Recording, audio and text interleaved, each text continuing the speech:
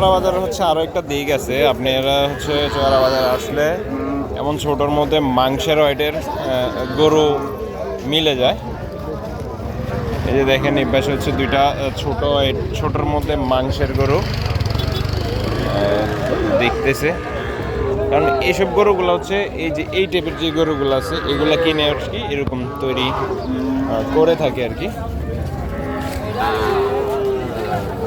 ভাই জোড়াটা কত চাইলেন?